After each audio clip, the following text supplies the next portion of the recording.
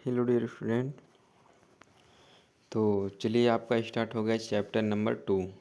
ठीक है, O level का चैप्टर नंबर 2 का पार्ट फर्स्ट है।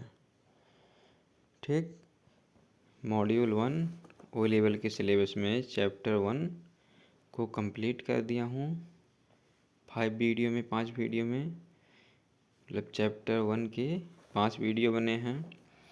ठीक है, और चैप्टर 2 का ये पार्ट रहा फर्स्ट।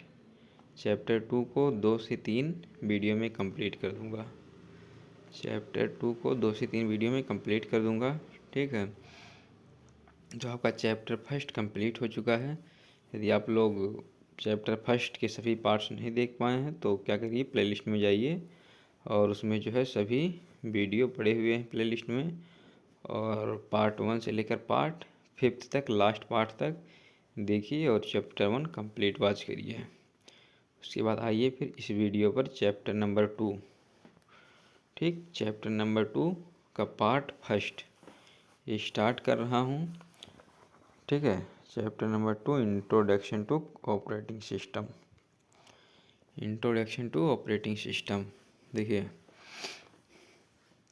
ऑपरेटिंग सिस्टम क्या है, जैसे कि आप लोग ने चैप्टर फर्स्ट में पढ़ा है सॉफ्टवेयर। चैप्टर फर्स्ट में आप लोगों ने पढ़ा है कि सॉफ्टवेयर। ठीक, तो सॉफ्टवेयर कई प्रकार के होते हैं, एप्लीकेशन सॉफ्टवेयर और सिस्टम सॉफ्टवेयर। तो एप्लीकेशन सॉफ्टवेयर किसी स्पेसिफिक कार्य के लिए बनाए जाते हैं। ठीक, और सिस्टम सॉफ्टवेयर क्या होता है, यह सिस्टम को मैनेज करने के लिए बनाया जाता है। ठीक है, यही है ना सिस्टम सॉफ्टवेयर। और दोनों प्रोग्रामों का समूह होता है, इंस्ट्रक्शन एंड मल्टीपल प्रोग्रामों का समूह होता है सॉफ्टवेयर। ठीक है, तो ये जो इंट्रोडक्शन ऑपरेटिंग सिस्टम है, यह एक सिस्टम सॉफ्टवेयर का टाइप से प्रकार है। ठीक, ऑपरेटिंग सिस्टम एक सिस्टम सॉफ्टवेयर का प्रकार है। तो चलिए इसके बारे में थोड़ा सा पढ़ा था चैप्टर नंबर फर्स्ट में। सिस्टम सॉफ्टवेयर के कई टाइप्स थे, operating system, assembler, interpreter,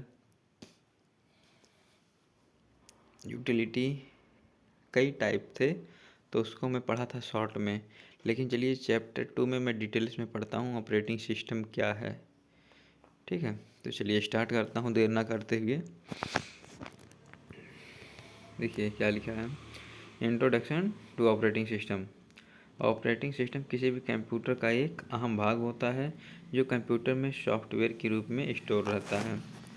operating system computer के सभी भागों जैसे memory unit, memory, input, output तथा कंप्यूटर से जुड़े सभी हार्डवेयर कंपोनेंट को नियंत्रित करता है। ऑपरेटिंग सिस्टम एक सिस्टम सॉफ्टवेयर होता है। ठीक है, ऑपरेटिंग सिस्टम एक सिस्टम सॉफ्टवेयर होता है जिसका क्या वर्क होता है, इसका कंप्यूटर में बहुत सारा वर्क होता है। जैसे कंप्यूटर के सभी भागों जैसे मेमोरी, इनपुट, आउटपुट तथा कंप्यूटर से जुड़े सभी हार्डवेयर कंपोनेंट को नियंत्रित करने का काम करता, मैनेज करने का काम करता है। ठीक है, तो ऑपरेटिंग सिस्टम कंप्यूटर के सभी हार्डवेयर भाग को मैनेज करने का काम करता है, नियंत्रित करने का काम करता है, एवं मेमोरी यूनिट, इनपुट, आउटपुट, इन सभी जो है डिवाइस का मैनेज करता है। ठीक है, ये है आपका ऑपरेटिंग सिस्टम। तो चलिए function of operating system, introduction हो गया ऑपरेटिंग सिस्टम का। अब चलिए यहाँ पर पढ़ते हैं हम फंक्शन ऑफ ऑपरेटिंग सिस्टम। ये स्ट्रक्चर आप बना लीजिए। ठीक है, function of operating system. Operating system के कई कार्य हैं, processor management, memory management, file management, input output management और शेड्यूलिंग और टाइम शेयरिंग, सिक्योरिटी मैनेजमेंट। ठीक है, तो ये सभी रहा आपका ऑपरेटिंग सिस्टम। ऑपरेटिंग सिस्टम, अगला हेडिंग क्या है आपका, अगला है main function of operating system. Operating system के मेन कितने फंक्शन होते हैं। ठीक है, तो चलिए मैं बताता हूँ। फर्स्ट है प्रोसेसिंग मैनेजमेंट। इसका जो है मतलब क्या होता है इसको समझिए, इसके हेडिंग में ही सब कुछ छिपा हुआ है। प्रोसेसिंग मैनेजमेंट, अब आपको पता चल गया होगा प्रोसेसिंग मतलब जो भी प्रोसेस होता है, इंस्ट्रक्शन, मैनेजमेंट मतलब जो भी डेटा प्रोसेस होता है उसको मैनेज करने का काम होता है प्रोसेसिंग मैनेजमेंट। ठीक है। ऑपरेटिंग सिस्टम जो इंस्ट्रक्शन प्रोसेस हो रहा है उसको मैनेजमेंट करने का कार्य कर रहा है, तो वह इसके अंदर आता है प्रोसेसिंग मैनेजमेंट। मतलब ऑपरेटिंग सिस्टम क्या करता है, इसका एक फंक्शन है, यह प्रोसेसिंग मैनेजमेंट करता है। जो भी इंस्ट्रक्शन प्रोसेस होता है उसको मैनेज करने का काम करता है। ठीक, यह रहा इसका फंक्शन। ऑपरेटिंग सिस्टम कंप्यूटर में चल रहे सभी प्रोग्राम्स या प्रोसेस की स्थिति पर नज़र रखता है। ठीक है, कंप्यूटर में जो प्रोग्राम चल रहा होता है, प्रेजेंट में प्रोसेस हो रहा होता है, उसको मैनेज करने का कार्य करता है और उनकी आवश्यकता के अनुसार साधन उपलब्ध कराने का कार्य करता है। और आवश्यकता के अनुसार मतलब यदि हमें प्रिंट आउट निकालना है तो वह प्रिंटर को जो है साथ में लगा के जो है उस पर भी जो है वर्क करेगा। ऑपरेटिंग सिस्टम अपनी पॉलिसी नीति के अनुसार यह भी तय करता है कि कौन सा साधन किस प्रोसेस को कितने समय के लिए उपलब्ध कराया जाए और कब साधन उस प्रोसेस से वापस ले लिया जाए, ताकि सभी परफॉर्मेंस के अनुसार उचित प्रकार से संचालित होते हैं। ऑपरेटिंग सिस्टम के इस कार्य को प्रोसेसिंग मैनेजमेंट कहा जाता है। ठीक है, तो देखिए ऑपरेटिंग सिस्टम में प्रोसेसिंग मैनेजमेंट ये होता है कि मैं मल्टीपल इंस्ट्रक्शन दे दिया हूँ प्रोसेसर को, तो किस इंस्ट्रक्शन को प्रोसेस करना है, किसको वापस लेना है, ठीक है, और किस प्रोसेसर में कितना टाइम लग रहा है, ये सब जो है प्रोसेस का जो मैनेज करता है वह आता है प्रोसेसिंग मैनेजमेंट में। ठीक है, उन सभी को कहते हैं प्रोसेसिंग मैनेजमेंट। ठीक, तो आपको पता चल गया होगा प्रोसेसिंग मैनेजमेंट क्या है। चलिए आगे के टॉपिक में चलते हैं। ठीक है, नेक्स्ट इसमें दिखा है मेमोरी मैनेजमेंट। ठीक है, तो देखिए प्रोसेस मैनेजमेंट तो आपको समझ में आ गया कि जो भी इंस्ट्रक्शन प्रोसेस होता है उन सभी को जो है मैनेज करने का काम करता है प्रोसेस मैनेजमेंट। ठीक, अभी आपका है memory management. Operating system primary memory को मैनेज करता है। प्राइमरी मेमोरी मतलब कंप्यूटर में जो मेमोरी लगा रहता है वह प्राइमरी मेमोरी कहलाता है। ठीक, तो ऑपरेटिंग सिस्टम क्या करता है, प्राइमरी मेमोरी को मैनेज करता है। मेमोरी मैनेजमेंट का वर्क भी होता है इसमें, जो कि यह प्राइमरी मेमोरी को मैनेज करता है। यह मेन मेमोरी के प्रत्येक लोकेशन का रिकॉर्ड रखता है कि कौन सी लोकेशन खाली है या किसको कितनी मेमोरी की आवश्यकता है। मतलब मेमोरी मैनेजमेंट का कार्य यह है कि यदि मेमोरी मेरे पास है तो यह उस पर जो है मैनेज करता है कि मेमोरी में कौन सी जो है लोकेशन खाली है और कहाँ पर कौन सा डेटा रखा है और हमें खाली के स्थान पर कौन सा डेटा रखना है। मतलब पूरा जो है ओवरऑल मैनेज करने का कार्य करता है। मेमोरी मैनेजमेंट मतलब कि मेमोरी का जो है मैनेजमेंट देखता है। ठीक है, यह इसका एक फंक्शन है। और नेक्स्ट फंक्शन है इनपुट आउटपुट डिवाइस मैनेजमेंट। मतलब ऑपरेटिंग सिस्टम का एक ये भी कार्य होता है कि इनपुट एंड आउटपुट डिवाइस को मैनेजमेंट करता है। इनपुट डिवाइस वह होता है जिसके माध्यम से मैं इंस्ट्रक्शन कंप्यूटर को देता हूँ। तो ऑपरेटिंग सिस्टम क्या करता है, इनपुट डिवाइस को मैनेज करता है। एंड आउटपुट डिवाइस क्या होता है, जिस डिवाइस के माध्यम से हम रिजल्ट फाइंड आउट करते हैं वह हमारा आउटपुट डिवाइस है। तो ऑपरेटिंग सिस्टम का यह थर्ड कार्य है कि यह input device and output device को मैनेज करने का कार्य करता है। ठीक है, इसमें लिखा है एक ऑपरेटिंग सिस्टम अपने संबंधित डिवाइसेस के माध्यम से डिवाइस संचार का प्रबंधन करता है। यह तय करता है कि किस प्रक्रिया को इनपुट आउटपुट डिवाइस कब और कितने समय के लिए प्रयोग में देना है। ठीक है, तो इन सभी को जो है मैनेज करता है, इनपुट डिवाइस को आउटपुट डिवाइस को। ठीक, इसके बाद आता है फाइल मैनेजमेंट। फाइल मैनेजमेंट क्या होता है, एक फाइल सिस्टम को कुशल या आसान नेविगेशन और उपयोग के लिए डायरेक्टरी में व्यवस्थित किया जाता है। एक ऑपरेटिंग सिस्टम इस बात पर नज़र रखता है कि जानकारी कहाँ स्टोर है। ठीक है, जो भी डेटा है हमारा वह फाइल के रूप में स्टोर रहता है। ठीक, बहुत सारे इंस्ट्रक्शन हैं तो उन सभी इंस्ट्रक्शन को जो है बहुत सारे डेटा हैं तो उन सभी को जो है एक फाइल के रूप में स्टोर किया जाता है। तो इस मेमोरी में मल्टीपल फाइल होते हैं। ठीक है, तो फाइल मैनेजमेंट का वर्क है कि सभी डेटा को एक फाइल के रूप में मैनेज करना। वही लिखा है एक फाइल सिस्टम को कुशल या आसान नेविगेशन और उपयोग के लिए डायरेक्टरी में व्यवस्थित किया जाता है। एक ऑपरेटिंग सिस्टम इस बात पर नज़र रखता है कि जानकारी कहाँ स्टोर है। ठीक है, कि कौन सा जानकारी इन्फॉर्मेशन किस फाइल में स्टोर है। तो यह हो गया आपका फाइल मैनेजमेंट। अगला आपका क्या है, protection and security. Operating system user के डेटा और अन्य जानकारी की सुरक्षा के लिए पासवर्ड सुरक्षा प्रदान करता है। यह प्रोग्राम और यूजर डाटा तक अनधिकृत पहुंच को भी रोकता है। क्या करता है, जो भी operating system security and protection प्रदान करता है। इसका ये भी एक कार्य है कि सिक्योरिटी एंड प्रोटेक्शन प्रदान करना। ये होता है ऑपरेटिंग सिस्टम के फंक्शन। ये 5 मुख्य फंक्शन हैं ऑपरेटिंग सिस्टम के, ठीक है। अब चलिए यहाँ पर दिया है popular operating system, Windows operating system, Android, Macintosh, Unix, Linux. ये सभी जो है ऑपरेटिंग सिस्टम है, पॉपुलर ऑपरेटिंग सिस्टम। जो कि आपके मोबाइल में सभी जो भी हैं स्मार्टफोन, उसमें एंड्रॉयड लगा है, और जो भी आपके सिस्टम है उसमें विंडो ऑपरेटिंग सिस्टम लगा रहता है। तो अधिकतर जो है एंड्रॉयड विंडो का यूज होता है। सिस्टम में विंडो एंड लिनक्स या यूनिक्स यही सब होता है, लेकिन प्रेजेंट में जो भी ट्रेंडिंग में चल रहे हैं उन पर जो है विंडो का यूज होता है, ठीक है। तो यहाँ पर दिया गया है कि window developed by Microsoft corporation, ठीक है। माइक्रोसॉफ्ट कॉरपोरेशन के द्वारा विंडो को कब डेवलप किया गया था। विंडो 1.01 20 नवंबर 1985 को डेवलप किया गया था। विंडो 3.1 अप्रैल 1992 में। विंडो NT 3.1 27 जुलाई 1993। तो देखिए यहाँ पर सभी जो है लिखे गए हैं इनके वर्जन एंड रिलीज डेट, कौन सा वर्जन कब आया और उस कब रिलीज हुआ, ठीक है। और सब यहाँ पर लिखा है, ठीक। तो आप लोग अच्छे से वाच करिए इसको, ठीक है, कौन सा वर्जन कब आया। अब हम चलते हैं types of operating system based on technology. Technology के आधार पर ऑपरेटिंग सिस्टम के कितने टाइप्स हैं, ठीक है। तो चलिए मैं चलता हूँ आगे, अब इसके टाइप्स के बारे में डिफाइन करता हूँ।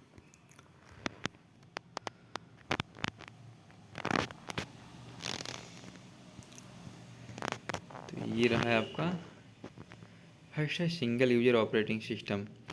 Single user operating system CUI based, जो ऑपरेटिंग सिस्टम एक बार में कंप्यूटर पर एक ही यूजर को कार्य करने की अनुमति देता है उसे सिंगल यूजर ऑपरेटिंग सिस्टम कहा जाता है। एग्जाम्पल MS-DOS, विंडोज ETC, ठीक है। माइक्रोसॉफ्ट डॉक्यूमेंट्स या विंडोज क्या करता है, एक बार में केवल एक ही MS-DOS क्या करता है, एक बार में केवल एक ही डॉक्यूमेंट को क्रिएट करता है। यदि मैं जो है दूसरा डॉक्यूमेंट ओपन करूं तो वह ओपन नहीं करने देता, एक बार में केवल एक ही होता है, ठीक।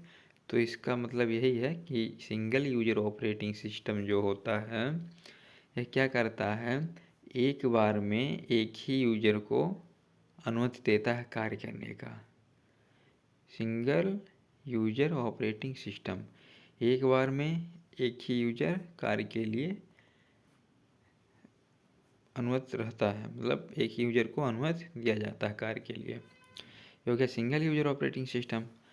अब अगला है आपका मल्टी यूजर ऑपरेटिंग सिस्टम। एक मल्टी यूजर ऑपरेटिंग सिस्टम एक ही कंप्यूटर पर कई यूजर्स को एक साथ कार्य करने की सुविधा देता है। प्रत्येक यूजर को कंप्यूटर से जुड़ा एक टर्मिनल दे दिया जाता है, जैसे यूनिक्स, लिनक्स, ETC, ठीक है। मल्टी यूजर मतलब एक सिस्टम पर कई यूजर वर्क कर सकते हैं। बस उन्हें जो है वर्किंग का जो है टर्मिनल जो रूल होता है बता दिया जाता है। ये हो गया single user and multi user. Single user में केवल सिंगल यूजर उसको एक्सेस कर सकता है और मल्टी यूजर में मल्टी यूजर कर सकते हैं। उसके बाद आ गया सिंगल टास्किंग ऑपरेटिंग सिस्टम।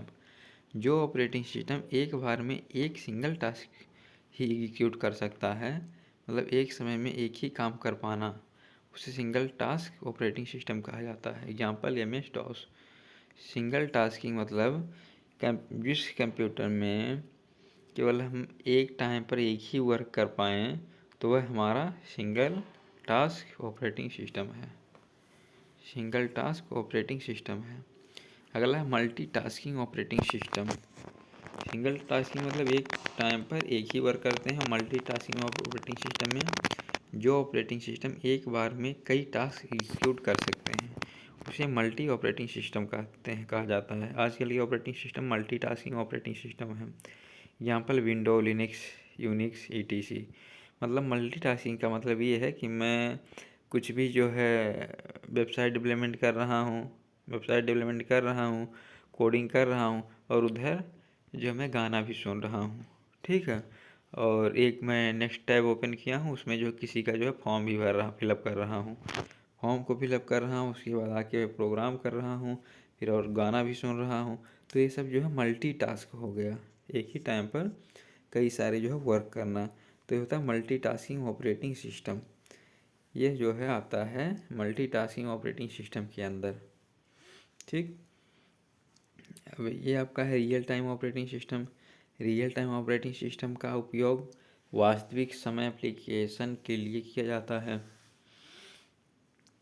इसका उपयोग उन अनुप्रयोगों के लिए होता है जहां डेटा प्रोसेसिंग का समय निश्चित और छोटी मात्रा में होता है। रियल टाइम ऑपरेटिंग सिस्टम मतलब जिस किसी इंस्ट्रक्शन का टाइमिंग फिक्स हो जाता है कि इसको इतने समय में प्रोसेस होना है, तो वह रियल टाइम ऑपरेटिंग सिस्टम के अंतर्गत आता है, ठीक है। समझ में आ गया? फाइनली जितने भी टाइप्स हैं सभी अच्छे से समझ में आ गए। यदि ना भी समझ में आया है तो भी कमेंट करिए कि नहीं आया है, इसके बारे में जो है दूसरा वीडियो बनाऊंगा और अच्छे से समझाने का प्रयास करूंगा, ठीक है। तो ये रहा आपका टाइप्स ऑफ ऑपरेटिंग सिस्टम। अब चलिए आगे बताता हूँ। Operating system for desktop and laptop. Operating system for desktop and laptop. आमतौर पर डेस्कटॉप और लैपटॉप में प्रयोग किए जाने वाले operating system window 10, Apple Mac OS हैं। मतलब अधिकतर जो है ऑपरेटिंग सिस्टम विंडोज 10 और एप्पल और मैक ऑपरेटिंग सिस्टम यही अधिकतर जो है उपयोग किए जाते हैं लैपटॉप में और टैबलेट में, मोबाइल में, ठीक है। और डेस्कटॉप और लैपटॉप में सबसे ज़्यादा प्रयोग किए जाने वाला ऑपरेटिंग सिस्टम माइक्रोसॉफ्ट कंपनी द्वारा बनाया गया है। मतलब माइक्रोसॉफ्ट कंपनी के द्वारा बनाया गया सबसे अधिक ऑपरेटिंग सिस्टम यूज होता है, ठीक। तो चलिए बताता हूँ। विंडो ऑपरेटिंग सिस्टम है जिसका प्रयोग आमतौर पर लैपटॉप तथा डेस्कटॉप में किया जाता है। विंडोज़ एक ऑपरेटिंग सिस्टम है जो लैपटॉप में और डेस्कटॉप में उपयोग होता है। दूसरे नंबर पर प्रयोग किए जाने वाला ऑपरेटिंग सिस्टम एप्पल कंपनी द्वारा डेवलप किया गया मैक ओएस, ठीक है। पहला विंडो है, दूसरे पर मैक ओएस है जो एप्पल कंपनी के द्वारा डेवलप किया गया था, जिसका प्रयोग एप्पल कंपनी द्वारा विकसित किए गए डेस्कटॉप तथा लैपटॉप में किया जाता है। मतलब यह एप्पल कंपनी द्वारा जितने भी प्रोडक्ट तैयार किए जाते हैं, जैसे एप्पल का जो भी प्रोडक्ट है, केवल उन्हीं में जो है इनका ऑपरेटिंग सिस्टम यूज होता है और किसी दूसरे में नहीं होता है। एप्पल कंपनी द्वारा विकसित किया गया डेस्कटॉप तथा लैपटॉप में ही किया जाता है, दूसरे कंपनी के लैपटॉप में नहीं। लिनक्स भी एक लोकप्रिय ऑपरेटिंग सिस्टम है जिसका उपयोग लैपटॉप तथा डेस्कटॉप में किया जाता है। इसकी एक खास विशेषता यह है कि यह एक ओपन सोर्स ऑपरेटिंग सिस्टम है, ठीक है। लिनक्स ऑपरेटिंग सिस्टम जो है इसकी विशेषता यह है कि यह ओपन सोर्स ऑपरेटिंग सिस्टम है जो कि बिल्कुल फ्री है। फ्री मतलब कि इसी कोड को कोई भी यूज कर सकता है। लिनक्स ऑपरेटिंग सिस्टम के विभिन्न वर्जन उपलब्ध हैं जो काफ़ी लोकप्रिय भी हैं। वर्तमान में डेस्कटॉप तथा लैपटॉप में प्रयोग किए जाने वाले operating system GUI graphical user interface पर आधारित है, जिनमें विंडोज ऑपरेटिंग सिस्टम सबसे लोकप्रिय है, ठीक है। इसमें विंडो ऑपरेटिंग सिस्टम सबसे अधिक लोकप्रिय है।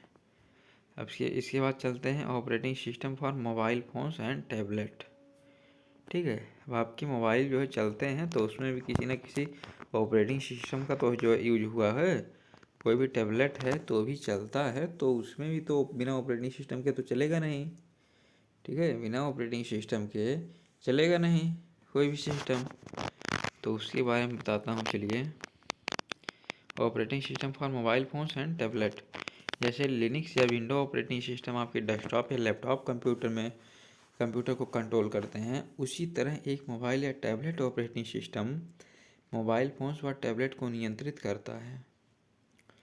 ठीक है, उसी तरह एक मोबाइल या tablet operating system mobile phones व टैबलेट को नियंत्रित करता है। एक मोबाइल ऑपरेटिंग सिस्टम मोबाइल पर चलने वाले सभी एप्लीकेशन को चलाता है, उन्हें कंट्रोल करता है। मोबाइल ऑपरेटिंग सिस्टम जो है मोबाइल पर चलने वाले सभी एप्लीकेशन को चलाता है और उन्हें कंट्रोल करता है, जैसे यूजर द्वारा दिए जाने वाले input, output, email, text message etc।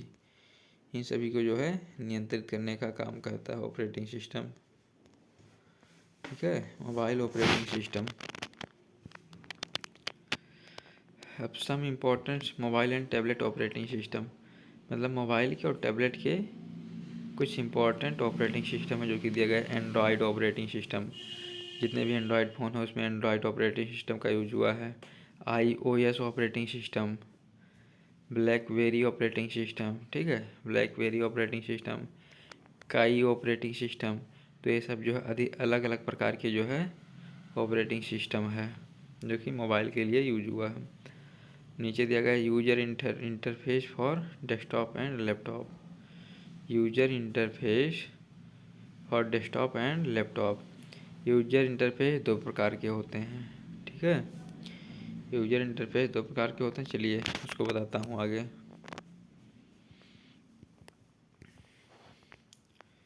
User interface दो प्रकार का होता है, एक आपका CUI करेक्टर यूजर इंटरफेस और एक होता है GUI। तो आप CUI देखिए पहले।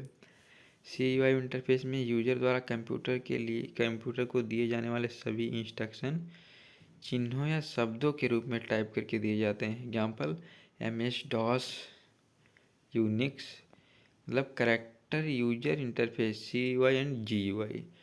तो जो होता है CUI करेक्टर यूजर इंटरफेस, यह जो MS-DOS में माइक्रोसॉफ्ट डॉक्यूमेंट्स में जो भी हम डॉक्यूमेंट बनाते हैं तो करेक्टर का यूज करके बनाते हैं, तो ये हमारा हो गया ऑपरेटिंग सिस्टम। ठीक है, तो ये करेक्टर यूजर इंटरफेस है। ठीक, तो यह एक CUI है। ठीक है, CUI इंटरफेस में यूजर द्वारा कंप्यूटर को दिए जाने वाले सभी इंस्ट्रक्शन चिन्हों या शब्दों के रूप में टाइप करके दिए जाते हैं। और GUI क्या होता है? Graphical user interface. GUI interface में यूजर द्वारा कंप्यूटर को दिए जाने वाले सभी इंस्ट्रक्शन डिस्प्ले स्क्रीन पर बने हुए विशेष चिन्ह या स्थान पर क्लिक करके दिए जाते हैं। Example Windows operating system. ठीक है, विंडोज ऑपरेटिंग सिस्टम मतलब ये ग्राफिकल यूजर इंटरफेस है कि आपके सिस्टम पर दिए रहते हैं और उस पर क्लिक करके, ठीक है, इंस्ट्रक्शन दिए जाते हैं। GUI इंटरफेस में यूजर द्वारा कंप्यूटर को दिए जाने वाले सभी इंस्ट्रक्शन डिस्प्ले स्क्रीन पर बने हुए विशेष चिन्हों या स्थान पर क्लिक करके दिए जाते हैं। Example Windows operating system. उस पर हमें जो भी वर्क करवाना है, जो भी ग्राफिकल यूजर इंटरफेस जो भी दिख रहा है उसमें मैं क्या करूँगा, क्लिक करूँगा, डबल क्लिक करूँगा, उसके बाद उस पर जो भी वर्क करवाना रहता है वही करवाऊँगा उस पर। ठीक है, ये हो गया आपका GUI। और CUI क्या है? Character user interface. जो भी MS-DOS है उस पर मैं डॉक्यूमेंट बना रहा हूँ, फिर क्या हुआ कि उसमें जब डॉक्यूमेंट बनाना तो उसमें जो है टाइप्स टेक्स्ट तो जो है यूज करना पड़ेगा। टेक्स्ट हो गया और भी जो कुछ इमोजीज, मतलब जो भी इमोशन होता है टेक्स्ट के ही रूप में होता है। तो ये हमारा क्या होता है? Character user interface. ठीक है, समझ में आ गया क्लियर वे में? जैसे GUI क्या है? Graphical user interface. जो भी आपका ग्राफ दिया गया होता है उसमें विंडोज में, तो उस पर मैं डबल क्लिक करता हूँ, ओपन हो जाता है, फिर उसमें जो भी सर्विसेज रहता है उसको मैं यूज करता हूँ। तो ये हो गया आपका GUI। ठीक है, आगे चलिए दिखाता हूँ डेस्कटॉप। ठीक, डेस्कटॉप के बारे में बताता हूँ।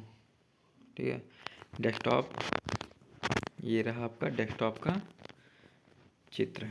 डेस्कटॉप एक कंप्यूटर का प्राइमरी यूजर इंटरफेस है। जब आप अपने कंप्यूटर को बूट करते हैं तो स्टार्टअप प्रोसेस पूरी होने के बाद डेस्कटॉप डिस्प्ले होता है।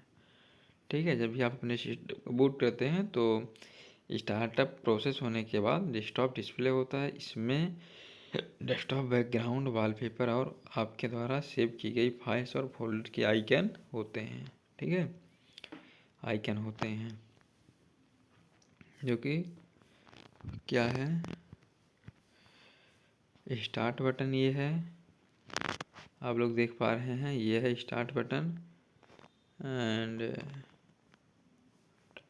ये है कोर10, ये है फाइल एक्सप्लोरर। ठीक है, तो ये हो गया। बाकी चलते हैं नेक्स्ट में। स्टार्ट हो गया 61 नंबर पे स्टार्ट बटन। ठीक, देखिए स्टार्ट बटन का क्या कार्य है विंडोज़ में। यह विंडो का एक महत्वपूर्ण भाग है जो हमें टास्क बार में लेफ्ट हैंड की ओर दिखाई देता है। स्टार्ट बटन को प्रेस करने से कुछ मेनू लिस्ट ओपन होती हैं जिसे हम स्टार्ट मेनू कहते हैं। इनकी बनावट विंडो वर्जन और मैन्युफैक्चरर्स के द्वारा अलग अलग हो सकती है। मतलब इनका हर एक सिस्टम में जो है अलग अलग तरह का ओपन करने का वो होता, ओपन होने का सिस्टम होता है। ठीक, तो ये हो गया स्टार्ट बटन। उस पर क्लिक करेंगे तो जितने भी अंदर एप्लीकेशन है वह शो हो जाएंगे। उसके बाद आपका है कोर्टाना माइक्रोसॉफ्ट का वर्चुअल डिजिटल असिस्टेंट है जो कि विंडोज लैपटॉप, पीसी, फोन्स और टैबलेट में होता है। वर्चुअल असिस्टेंट का मतलब है कि जिससे हम बोलकर काम करवा सकते हैं। ठीक है, जिससे हम बोलकर काम करवा सकते हैं। वह ओपन करेंगे और जो भी हम उससे बोलेंगे वह काम करके देगा। तो ये हो गया आपका कोर्टाना माइक्रोसॉफ्ट। ठीक है, अब आगे आता है आपका टास्क व्यू।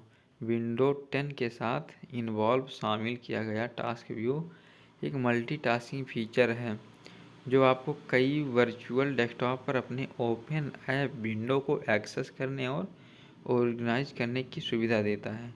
साथ ही आपको अपने माइक्रोसॉफ्ट अकाउंट से कनेक्ट किसी भी डिवाइस पर शुरू की गई पिछली एक्टिविटीज़ को जल्दी से फिर से शुरू करने की अनुमति देता है।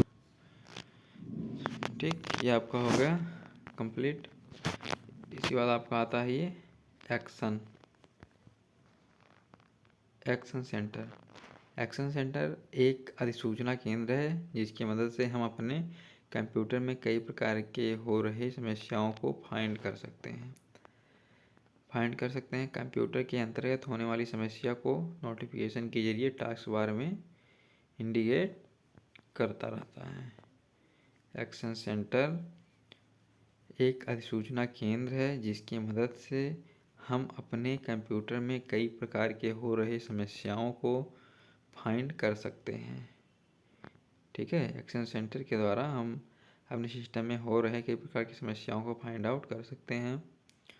कंप्यूटर के अंतर्गत होने वाले समस्या को नोटिफिकेशन के जरिए टास्क बार में इंडिकेट करता रहता है। एक्शन सेंटर क्या करता है, कंप्यूटर के अंतर्गत होने वाली समस्या को नोटिफिकेशन के जरिए टास्क बार में इंडिकेट करता रहता है एक्शन सेंटर। ठीक है, आगे आपका आ गया task bar. Task bar desktop पर सबसे नीचे की पट्टी को कहा जाता है। जब आप कोई एप्लीकेशन या प्रोग्राम ओपन करते हैं तो वह टास्क बार पर दिखाई पड़ता है। ठीक है, वह टास्क बार पर दिखाई पड़ता है। इस तरह आप टास्क बार को देखकर पता लगा सकते हैं कि प्रेजेंट टाइम में आपके कंप्यूटर पर कितने और कौन कौन से एप्लीकेशन रन हो रहे हैं। तो टास्क बार में जैसे मैं माइक्रोसॉफ्ट पे कुछ वो बना रहा हूँ, ठीक है, डॉक्यूमेंट बना रहा हूँ, और मैं एक्सेल पे कुछ वर्क कर रहा हूँ, और मैं गाना सुन रहा हूँ, तो ये सब जो है सभी साइट नीचे जो है टास्क बार में दिखाई देंगे कि जो ये चीज़ें ओपन है। ठीक है, इस तरह आप टास्क बार को देखकर पता लगा सकते हैं कि प्रेजेंट टाइम में आपके कंप्यूटर पर कितने और कौन कौन से एप्लीकेशन रन हो रहे हैं। ठीक है, टास्क बार हमें सभी चल रहे प्रोग्राम्स पर इमीडिएटली पहुंचने की सुविधा प्रदान करता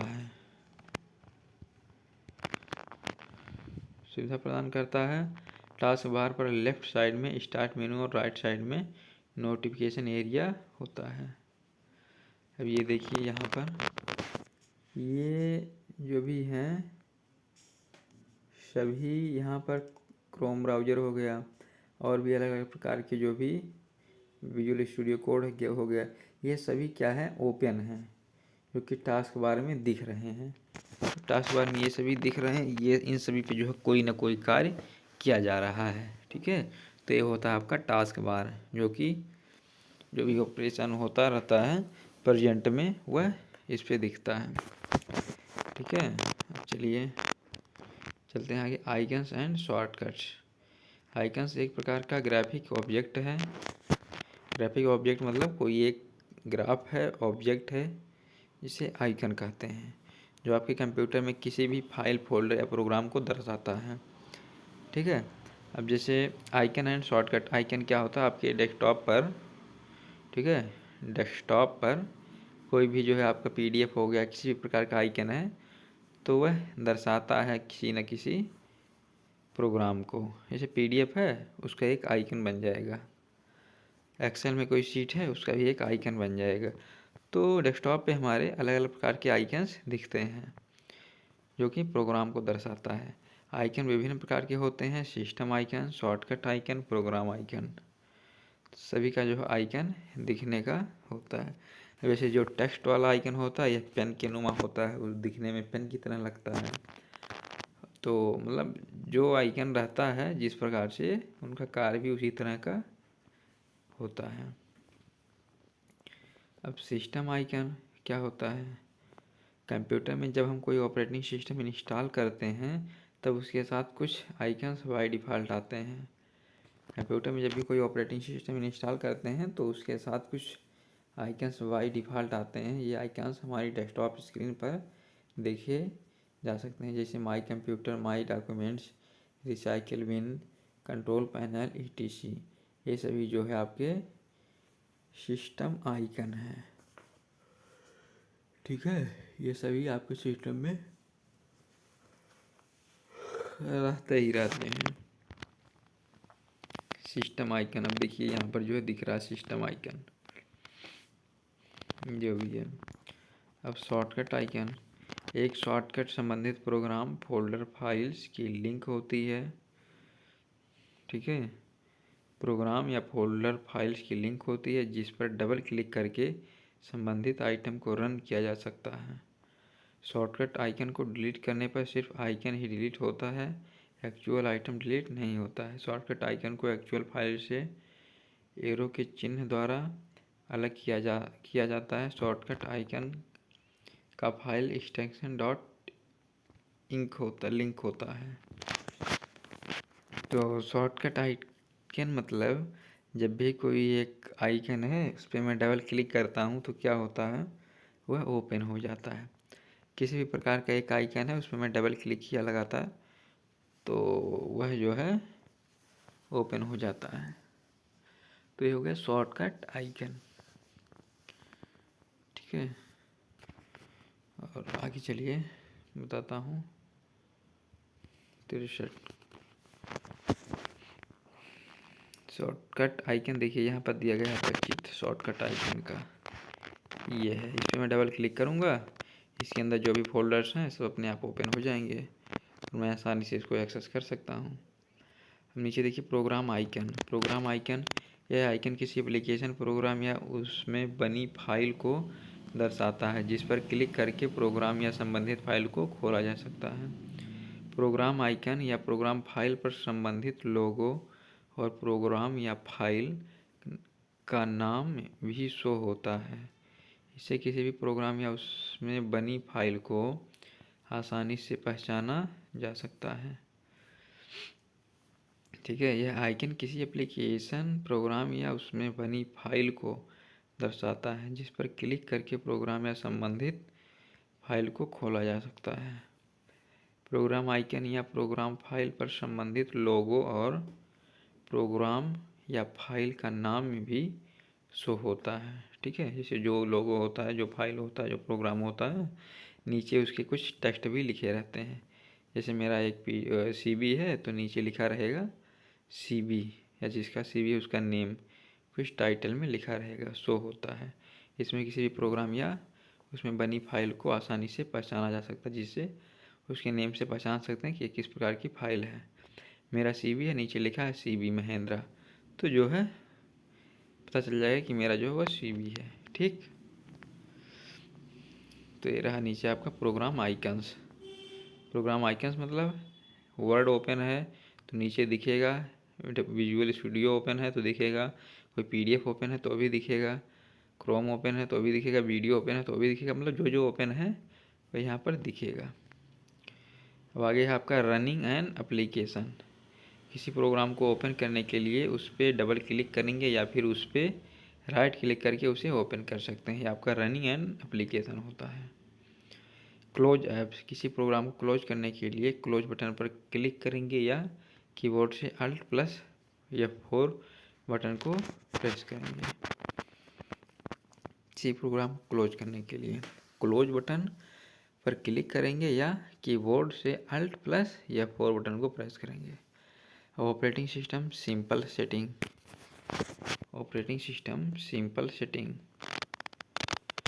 विंडो ऑपरेटिंग सिस्टम में सिस्टम सेटिंग को बदलने के लिए कंट्रोल पैनल का इस्तेमाल किया जाता है। विंडो ऑपरेटिंग सिस्टम में सिस्टम सेटिंग को बदलने के लिए कंट्रोल पैनल का इस्तेमाल किया जाता है। जैसे विंडो ऑपरेटिंग सिस्टम है तो उसके सेटिंग में मैं कुछ भी बदलाव कर सकता हूँ आसानी से। कैसे? वह कंट्रोल पैनल में जाऊँगा, मतलब उसका इस्तेमाल किया जाता है कंट्रोल पैनल का, उसमें जाऊँगा, जो भी मैं चेंजेस करना रहेगा उसको आसानी से कर सकता हूँ। तो कंट्रोल पैनल के अंदर हार्डवेयर और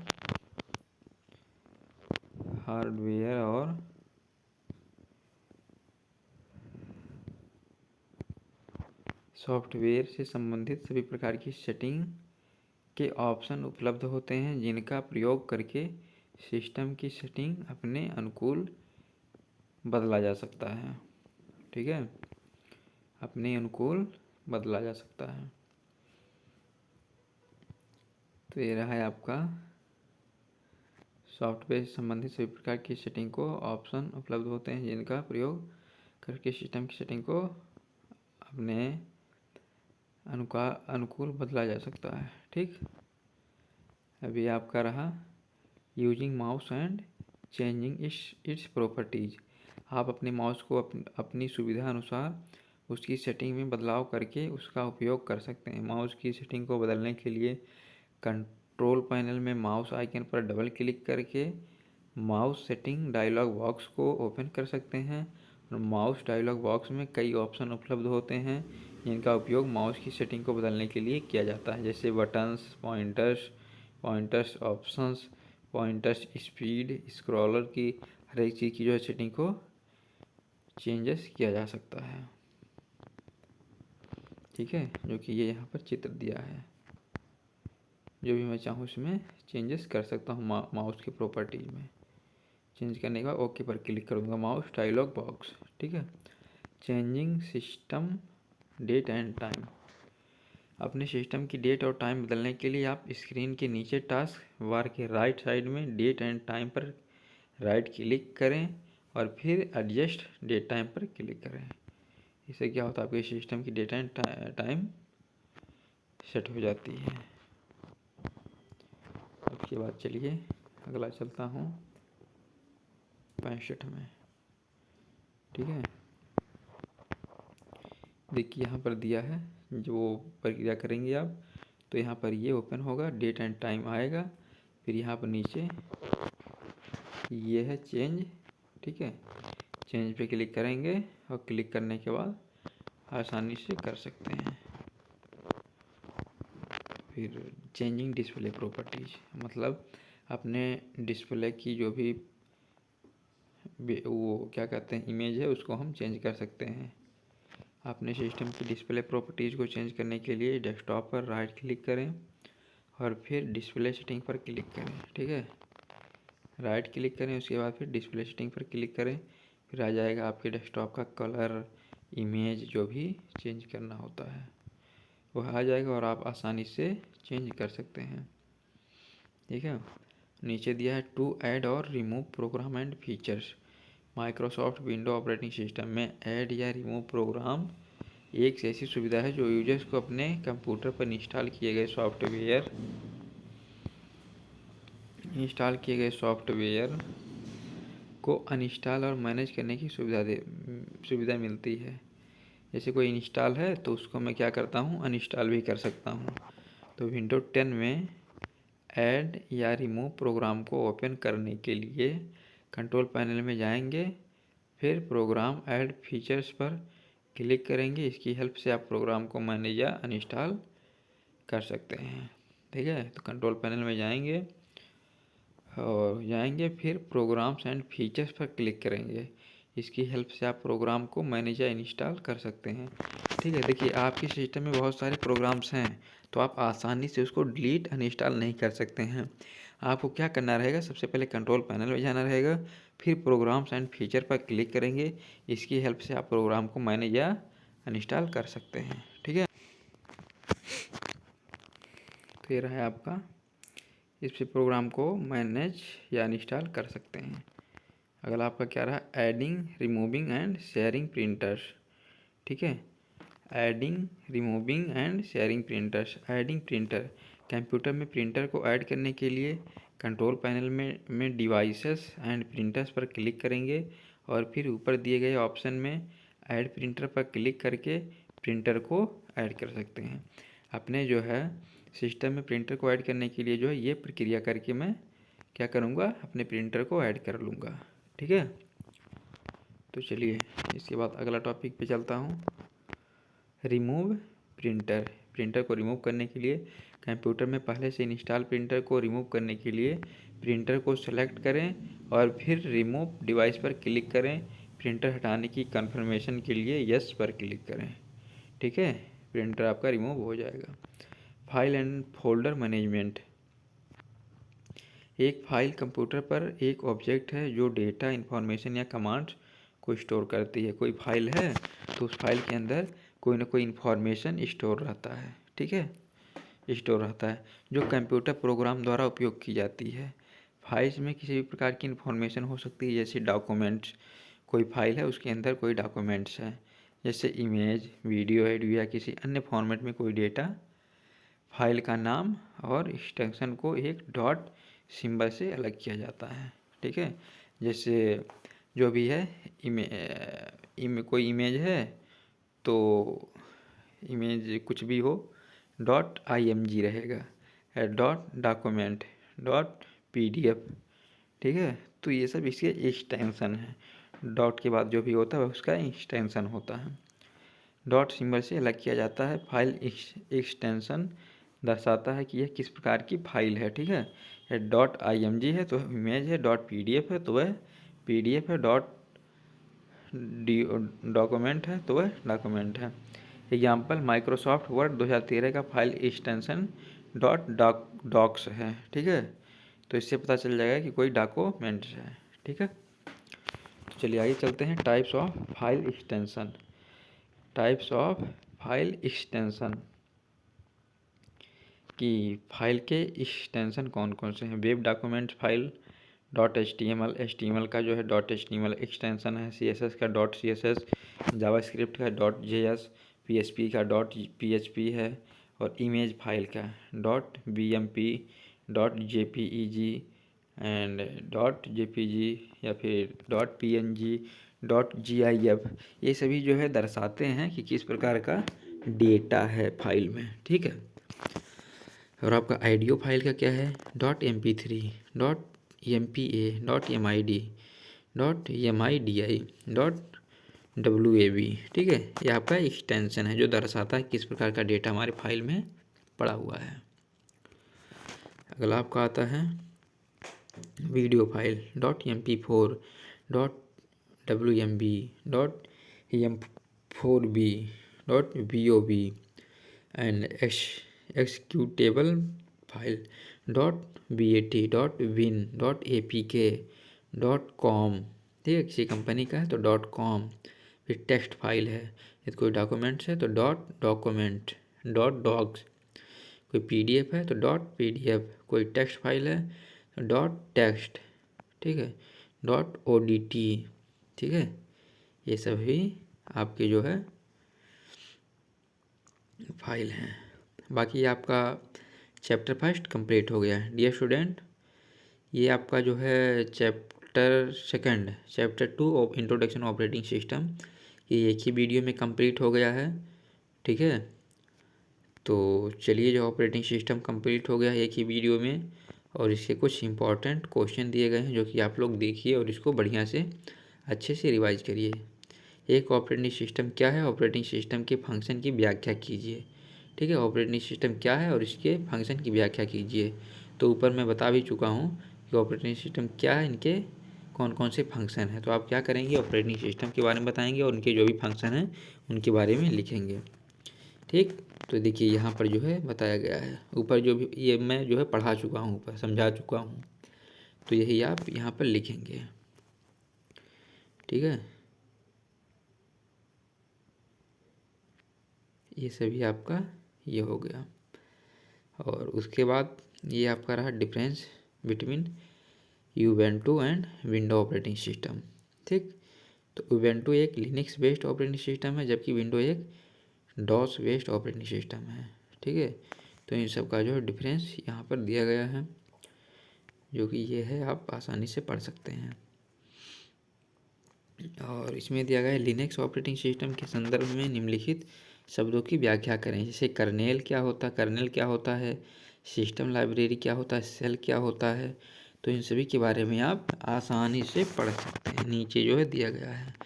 कर्नेल ऑपरेटिंग सिस्टम एक कोर कंपोनेंट होता है जो कि हार्डवेयर के साथ डायरेक्टली इंटरेक्ट करता है।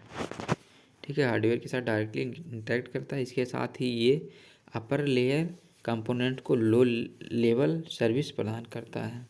ठीक, सिस्टम लाइब्रेरी क्या होता है, सिस्टम लाइब्रेरी उन स्पेशल फंक्शन या प्रोग्राम को कहा जाता है जिन्हें इस्तेमाल कर एप्लीकेशन प्रोग्राम या सिस्टम यूटिलिटी कर्नेल के फीचर को एक्सेस करती है। ये लाइब्रेरीज ऑपरेटिंग सिस्टम के प्रायः सभी फंक्शनलिटी को इम्प्लीमेंट करती है और उन्हें ऐसा करने के लिए kernel modules code access rights की भी ज़रूरत नहीं पड़ती। अगला क्या है, सेल कर्नेल का एक इंटरफेस होता है जो कि कर्नेल के फंक्शन की कम्प्लेक्सिटी को, ठीक है, कम्प्लेक्सिटी को यूजर से हाइड करता है। ये सेल यूजर से कमांड्स लेते हैं और कर्नेल फंक्शन को एग्जीक्यूट करते हैं। ठीक है, और ये आपके रहे कुछ फाइल एक्सटेंशन के प्रकार से आप क्या तात्पर्य है। तो फाइल एक्सटेंशन के प्रकार जो भी वही अभी बताया कुछ टाइम ही पहले, 2-4 मिनट पहले, कि इमेज है, वीडियो है, MP3 सॉन्ग है, तो जो भी है उनका जो अलग अलग एक्सटेंशन होता है, जिससे हमें पता चलता है कि किस प्रकार का डेटा स्टोर है इस फाइल में। ठीक है, इसके बाद अगला आपका डेस्कटॉप और लैपटॉप के लिए यूजर इंटरफेस। तो जो बता चुका हूँ पहले, CUI character user interface and GUI, तो ये भी जो है आपको पहले ही बता चुका हूँ क्लियर में। और ये अगला आपका है, डियर स्टूडेंट, आपका चैप्टर 2 कंप्लीट हो गया एक ही वीडियो में। और ये आपका रहा चैप्टर 3 वर्ड प्रोसेसिंग। ठीक है, तो चलिए, वर्ड प्रोसेसिंग इसको मैं नेक्स्ट वीडियो में बताऊँगा। और लगभग आपका 48 से 50 मिनट भी हो चुके हैं, मिनट भी हो चुके हैं, और आपके ये चैप्टर 2 कंप्लीट भी हो चुका है। चैप्टर 2 कंप्लीट हो चुका है, तो चलिए, कंप्लीट हो गया है। ठीक, कंप्लीट चैप्टर 2। ठीक है, तो डियर स्टूडेंट, एक ही वीडियो में, एक ही पार्ट में जो है चैप्टर 2 आपका कंप्लीट हो गया है। और यह आप जो ज़रूर देखिए और अच्छे से समझिए। जो भी ना समझ में आए, जो भी टॉपिक, कमेंट करिए उसको, और अच्छे से समझाने का प्रयास करूँगा। तो love you to all and dear student, अभी तक हमने 50 मिनट के वीडियो में कभी नहीं बोला कि आप जो है चैनल को सब्सक्राइब करिए, वीडियो पर कमेंट करिए और लाइक करिए। तो आप लोग जो है अच्छा लगे तो खुद ही सब कर सकते हैं, इसमें बताने की कोई आवश्यकता नहीं है। तो चलिए, ठीक है, thanks for watching my video, love you to all dear students.